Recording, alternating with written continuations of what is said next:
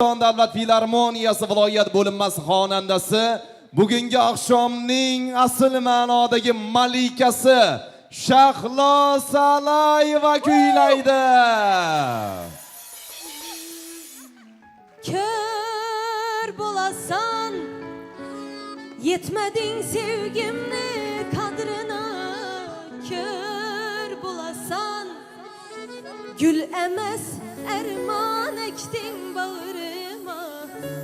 Kutuldım min şükür sendin, hayırsız vefasızdan.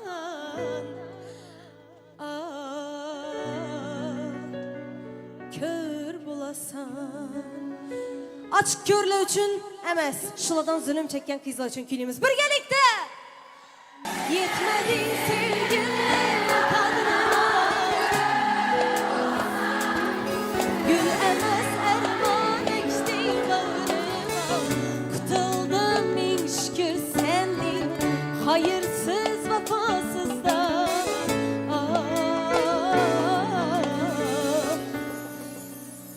Kör bolasan.